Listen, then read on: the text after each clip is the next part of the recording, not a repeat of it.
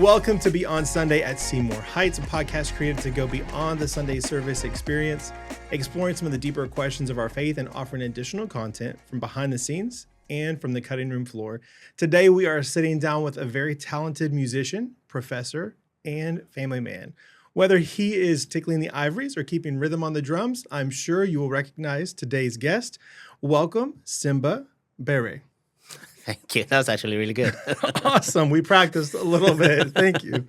So as we get started today, Simba, why don't you tell us a little bit more about yourself? Who is Simba?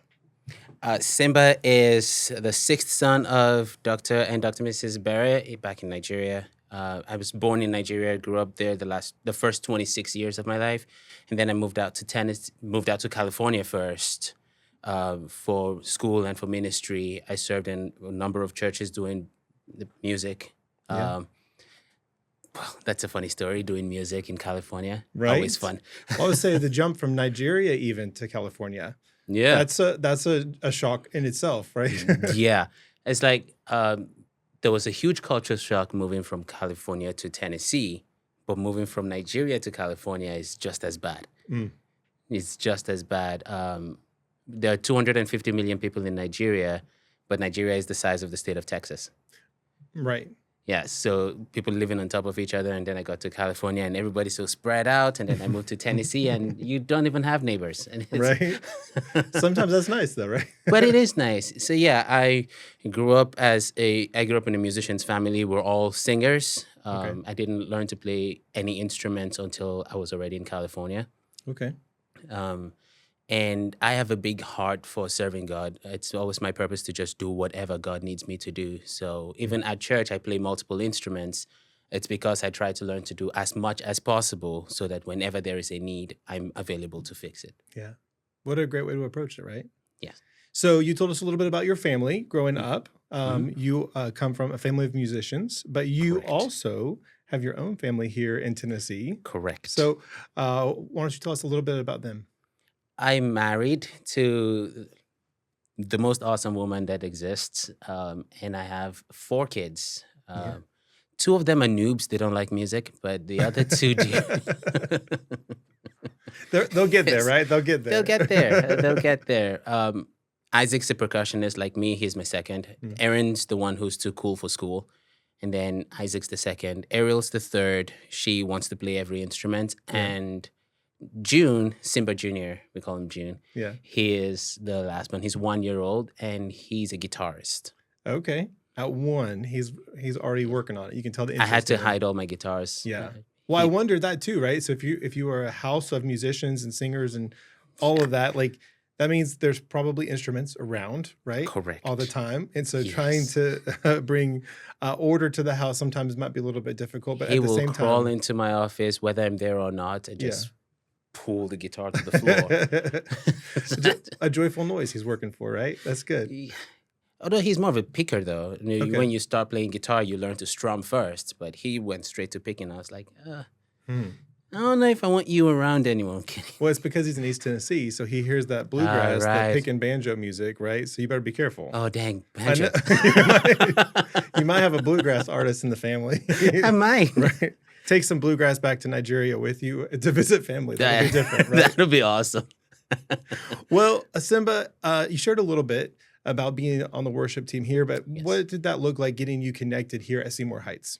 Yes. I actually came to Seymour Heights the first time following Dr. Strickland. He is my boss at the School of Business at Johnson University. And we had moved to the area so that I could work there at the school. And I was looking for a church to attend.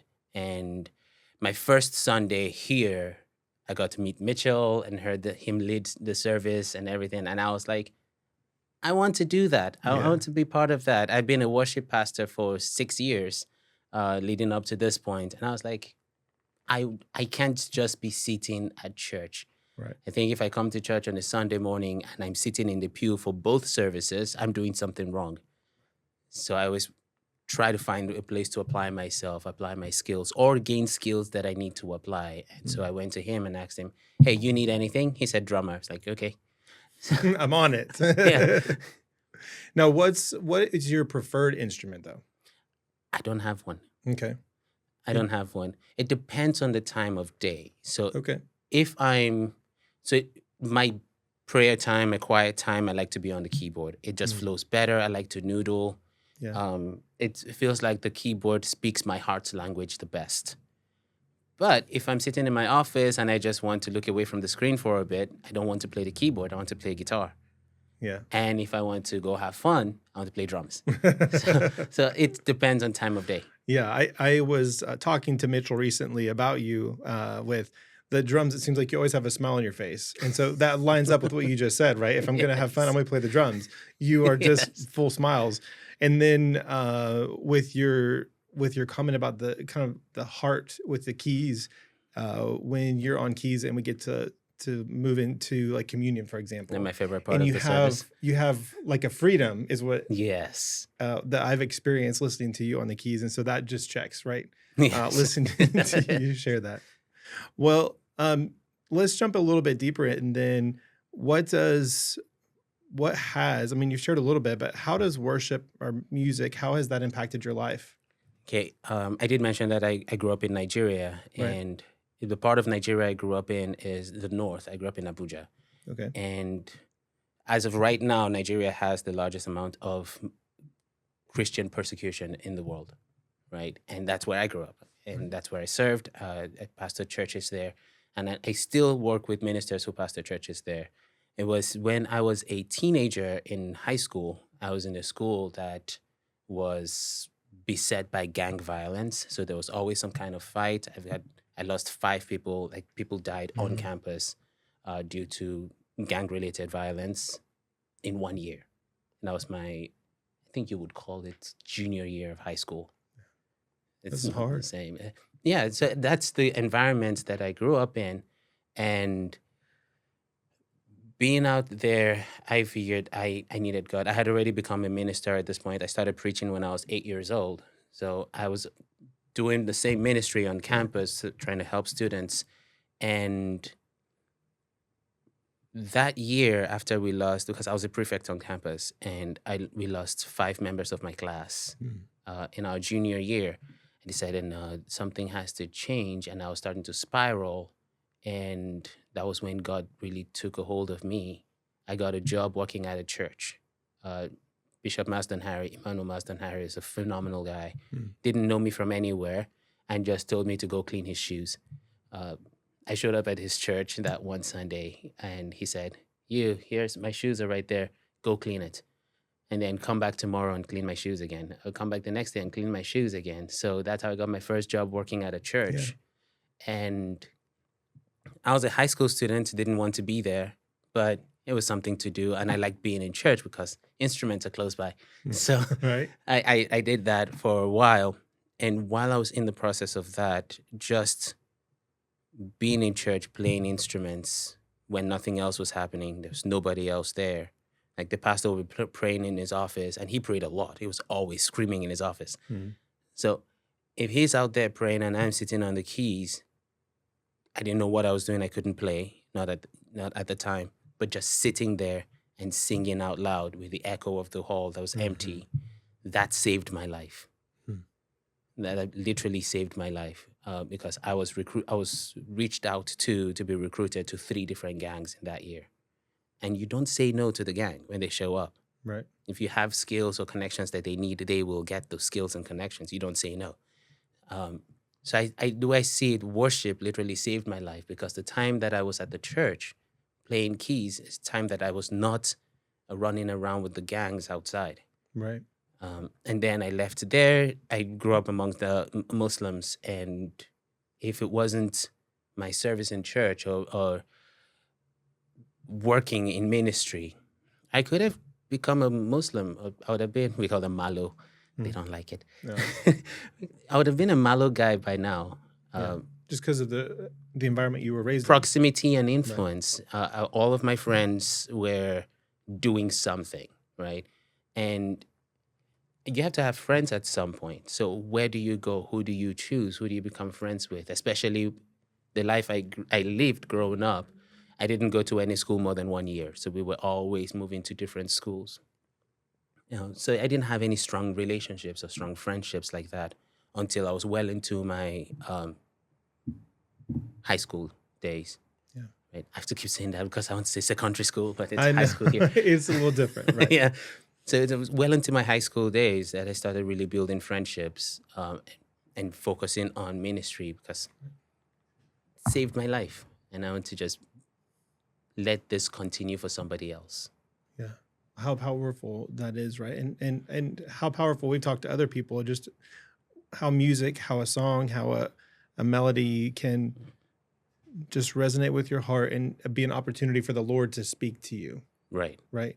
Right. But for you, it wasn't just the Lord speaking to you; it was really the removal of you, right? Putting Right. you in the space that you were in the church. Right. So you said you sat down at the keys, not knowing what you were doing. So how did you become? How did you learn the instruments that you play now?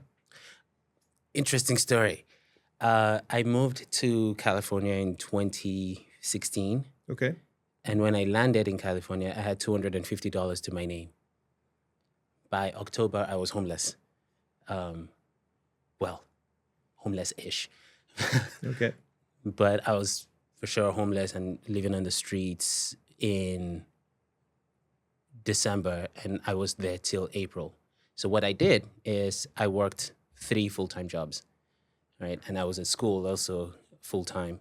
And in the space of time between jobs, I would go to Guitar Center. Yeah, so that's how I spent all of my day. I go to work, go to Guitar Center, go and eat Burger King because I lived on 1 meal a day Right. because I was trying to save up all the money I could to get back into a house. So I ate Burger King and went to Guitar Center, then went back to work all night. Right, so I did that from October till April. April, I moved back into a house, but by this point, I could play. I could Yeah. play keys. That's awesome. Yeah. Yeah, Guitar Center is a great place to go and to learn a variety of instruments, right? But again, it's a store full of them, and so you get Yes. to experience all of them and see what do you like about this instrument, what do you like about this, and then it sounds like too, it's a gifting that the Lord has given you. Just it kind of flipped a switch for you, and you Yes. can understand, right? So I think picking up a new instrument and going from there. It feels like God has always just given me whatever I needed if I needed it to serve Him. Yeah, So when I landed here, I had no job, no papers, nothing, right? And I was in school because I came to the US for school. I had an Right. F1 visa. And I went to a church on a Sunday, my very first Sunday here, because I had to go to church. So I went to a church and there was no drummer. And so I went there and said, "Hey, I noticed you don't have a drummer. Should I play for this service?" And they said, "Sure." So I went and sat there and played. And that's how they're like, "You're really good. We'll give you a job. Just come every Sunday and we'll give you $50." I was like, "Sweet. I done." can do that. I get to play music, have a good time, worship the Lord, and get paid $50. And it wasn't a fancy church or anything. It was like, just come around. There was no planning center, no pro presenter, nothing. It was just show up, Yeah, play drums. We'll give you $50. I was like, sweet, done. yeah, So that's how I got money. I was able to buy a bus pass. I was able to feed myself $10 a day for the following 5 days and leading back up to the weekend. yeah. Like, yeah. Well, thank you for sharing that. I told you before we sat down and started recording that I didn't know a lot about you, so I was looking forward to getting to know more about Simba. And so I Yes. appreciate you being willing to share with all of us a little bit more about you. If I could lean in a little bit more to more currently.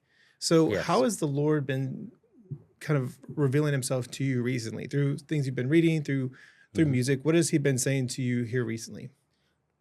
2021, I started a business, a management consulting business, because I was thinking about what was the best thing for me to do with my life. And God reveals things to me. He showed me things about the way the world works, about the way, what to do with people's lives, or how to pursue your purpose and how to make your purpose work for you.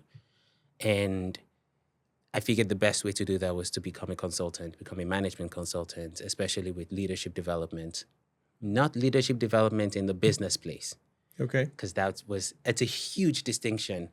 But all of the principles that work in the business place are the same principles that will work in your personal life, Right. but the way you apply them are different. So God took me down this fun fact. Yeah. Dr. Keck is actually reviewing a book on this premise Okay. that I wrote. Fun. It's called Everyday Leadership. Okay. So that is now my approach to leadership that I'm teaching people. But it's every time I open that book, it's more like administration to myself. So I keep having to go back and rewrite it because there's always something else to add. It's Right. 5 pillars: faith, family of relationships, finances or resources, and Okay. then there is the feeding or motivation, and then focus. Those 5 things, if you apply them to your life personally, that's how you build success, Yeah. regardless of what it is, whether that's success in business, success in ministry, success in finances, or in the family, Right. Relationships. Right. all of that. Life. If, that's creates a holistic, what I call everyday leader, Mm. right? And that's what God has been teaching me across different ways of looking at it. He has used the economy to show this to me. He has used cryptocurrency to show this to me. I've been working with ministers. Still, I have a team of ministers who continue my work that I left in Nigeria. Right. And every time I talk to them, they're like, Kai, I've not looked at ministry this way before. Like, what's the intersection between ministry and money? Right. They're not separate. It's the same thing because when you go to serve God as you're a minister, you're a servant of God, because that's what minister means. You're a servant primarily, right? Right. And as a servant, you don't own any part of yourself. So you can't separate church and state because there's just God, right? The way you will approach state is the way you will approach church. Like there should be no delineation, and if there is, you're doing something wrong. And that's I've been feeding on this one for a while. Yeah. No, that's I think it's neat too that the Lord led you to put the words together to be the book, but then just to be honest, like you said, with yourself, to come back to it and say, let's hone this, or this is just a good reminder again, right? That Yeah. that this is where we need to be. This is where I need to be, and Mhm. if one of those pillars starts to crumble a little bit or go off course, to just Right, realign exactly. that, right? Exactly. And so this is it a book that you teach your students? I will. Oh man, I'm a visionary, so every Yeah. time I see something, I'm like, how do I expand the application of this thing to make Right. it fit more people, right? Because everybody has different things that they're focusing on at different times. Like a teenager is focusing on their relationships, Right. and a young adult is focusing on careers and money, and then a 60-year-old is just counting down the days till they retire. So they have different needs, Right. but all of those needs fit into this mold, Yeah. right? It's just letting them know that it's a resource for them. That the resource exists. Yeah. And this pattern works. If you put the same structure that you're building in your 20s, if you just focus on building those structures, you're going to get to retirement and be fine because you already have the structures. Right. Right. That's good. Well, thank you for sharing that. It's again, learned something new about you, that you are a published author. That's exciting. Yes. By God's grace. Well, I appreciate all that you have shared with us today, but I'd like to throw it to you before we close out, if there's anything additional that you'd like to share. The darkness is not real. Hmm. It's there. It's present, but it's not real. It's only real when you look at it, right? There's this idea of the white paper. If I give you a white printing paper, Uh-huh. and I drew a black mark in the middle, Right. now you see the black mark, right? You're not really paying attention to the rest of the paper, but you just focus on the black mark. That is the thing with the human mind. We always look for what's wrong because we evolved as beings that had to escape danger, right? Right. So we're always on alert to look for danger. So if I showed you something that's imperfect Right. on a piece of paper that should be, you see it more. But that's not what's really important. What's important is how much more you can write on the rest of the paper, right? Yeah. So the darkness is not real. If you're impecunious, yet you have a lot of money. Okay, that's true. The darkness is present in your finances, but there's also something in your hand, like God told Moses. Moses asked him, how should I go? Who would you send with me? He was like, what do you have in your hands first? You're going too quickly. Stop. Right. Where you are right now, you've got something in your hand, the staff. Okay, I'm going to make that staff good, Right. right? Apply what's in your hands, and you will create the future that you're trying to see. The reason why we don't feel very good about the lives that we lead because we're too busy comparing it to the darkness in everybody else's life. Don't do that. Focus on God and you'll be fine. Yeah. What a truth, right? It's not easy because we are surrounded by media and other elements that are highlighting the bad, right? It's And true. so to seek out the bad, I think sometimes too we're wanting to maybe more men, right? Want to fix things, and so we're always looking for Right. problems. But really, God has got it, Yeah, right? God's And got it. Just focus on Him and you'll be fine. how can we just use that to encourage and to uplift those around us? Right. Yeah, because a lot of people are in darkness. Mhm. They're stuck in that, but we have that light to point them to and to let them just see that really the light is all around them. Right. What a great truth. I appreciate you sharing that with us. Thank you. Well, it has been an honor to get to spend time and get to know you, Simba. As we wrap up today, remember that that change can happen when we start with little moments where we practice our faith and grow in our relationship with the Lord every day. We look forward to seeing you at church soon, and we'll catch you next time. Simba.